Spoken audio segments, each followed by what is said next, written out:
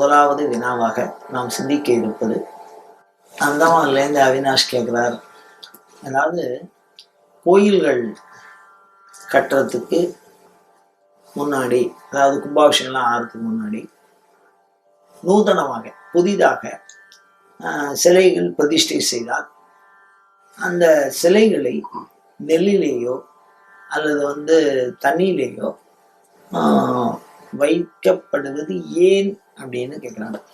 அதனுடைய பின்னணி என்ன அப்படின்னு கேட்க, அதாவது கருங்கல் இருக்கோ இல்லையோ, அந்த கருங்கல்ல சிலைகளை வடிக்கிறார்கள்.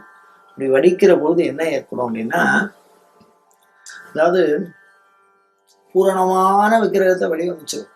அப்படி வடிவமைச்சிட்டு எங்கேயோ ஒரு இடத்துல உளி தப்பாப்பட்டு ஏதோ ஒரு சின்ன ஒரு சுண்டு வரலோ இல்லை மற்ற ஒரு பாகமோ அது சிதறி போச்சு, அதை ஏற்றும் போதோ இறக்கும் போதோ அந்த மாதிரி சில தவறுகள் இருந்தால் அதை பசையை போட்டு ஒட்டுற வழக்கம் பழைய காலத்துல இருந்திருக்கு.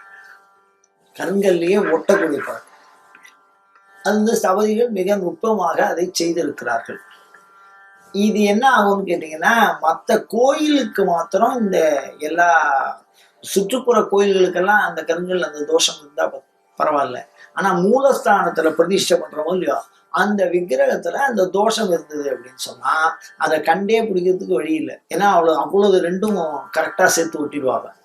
அதை என்ன பண்ணுவான்னு கேட்டீங்கன்னா, அந்த தோஷம், அதாவது எங்கேயாவது உளி பட்டிருக்கா, எங்கேயாவது தவறான இடத்துல கீறல் பட்டிருக்கா அப்படின்னு பட்டா சாமியினுடைய உடம்புக்கு அந்த கெடுதல். நீங்க ஒரு விரலை கட் பண்ணிட்டு திருப்பி ஓட்டிட்டீங்கன்னா திருப்பி தியானத்துல அந்த விரல் போன மாதிரியே வரும். அதை வணங்குற பொழுது சில தீயது வரும். அதனால என்ன பண்ணுவாங்கன்னா, இந்த உடம்புல இந்த மாதிரி ஏதாவது ஒட்டப்பட்ட பகுதியோ அல்லது அதிகமாக வெட்டப்பட்ட பகுதியோ இருக்கு அப்படின்னு சொன்னா அதை எப்படி தெரிஞ்சுக்கலாம்னா, தண்ணியில 48 நாள் வச்சா அந்த ஒட்டுற அந்த பேஸ்ட் கொல்லியோ, அந்த பேஸ்ட் அந்த இடத்த காமிச்சு கொடுத்துரும். அந்த இடம் அப்படியே மற்ற இடம்லாம் பாசி படியும், அது படியாது. அப்ப அதை வச்சு அதை கண்டுபிடிச்சிருவான், இந்த சிலையில தோஷம் இருக்கு, அதை வர்ஜிதம் அப்படின்னு சொல்லிடுவான். அதனால ஒரு சிலையினுடைய சோதனை, இந்த கல்லை நம்ம எடுத்துக்கலாமா வேண்டாமா அப்படின்னு ஒன்றுக்கும் ஒரு சோதனை இருக்கு. அந்த மாதிரி ஆகமங்கள் சிற்பியினால் செதுக்கப்பட்டிருக்கக்கூடிய சிலைகளிலே பாதிப்போ இல்லை அதிகமான சில சிரங்கள்ல கொத்து போட்டிருப்பா, அது கீரல் ஒரு உடம்பு அளவுக்கு தான் அதை அவ எடுத்துக்கணும். அதை அதிகமா ஆழமா எடுத்தாலும் அது அந்த சிலையை பிரதிஷ்டை பண்ணா கெடுதல் வரும் அப்படிங்கிற மாதிரி ஆகமங்கள் பரிந்துரை செய்கிறது. அப்ப தவறுகளை சரி செய்கின்ற முறையும் அதிலேயே கொடுத்துருக்கான். அப்படி சொல்ற பொழுது பரிசோதனை செய்கிற முறையில இந்த தண்ணியில போட்டு வச்சா, எந்த ஒரு 48 நாள் போடுது, எந்த ஒரு கருங்கல் சிலையை நீங்க தண்ணியில போட்டிருந்தாலும், அது ஒட்டப்பட்டிருந்தாலோ இல்லை அதுல அதிகமான கீரல் இருந்தாலோ இல்லை தேரை உள்ளுக்குள்ள தேரை இருக்கும், கல்லுக்குள்ளேயே தேரை இருக்கும், அந்த தேரை இருந்தாலும் அந்த தண்ணியில அதை வச்சு கண்டுபிடிச்சிருவான். அதனாலதான் தண்ணியில போடுறது. அதுக்கப்புறம் பாத்தீங்கன்னா, இந்த நவதானிய வாசம் அப்படின்னு சொல்லி வைக்கிறா. அந்த நவதானியத்துல என்னன்னா பூத்து போகும். இது ஒரு விதமா காமிக்கும், அது ஒரு விதமா காமிக்கும்.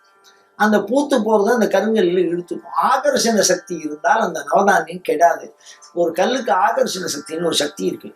அந்த சக்தி இருக்கிற கல்லு இருந்து அதுல நாம விக்கிரகம் பண்ணியிருந்தோம் அப்படின்னு சொன்னால் அது கோயிலுக்கு ஏத்தது. எல்லா கல்லையும் ஒரு சிற்பியானவர் சிலை வடிக்க வல்லவர். ஏன்னா கல்லுல ஆயுசு கல் இருக்கு, அடர்த்தி, ஆண் கல் இருக்கு, பெண் கல் இருக்கு, அலிக்கல் இருக்கு, நவரத்தின கற்கள் இருக்கு, வேறு வேறு விதமா இருக்கு. அதுல இந்த ஆகர்ஷண சக்தியை அதிகப்படுத்தலாம்.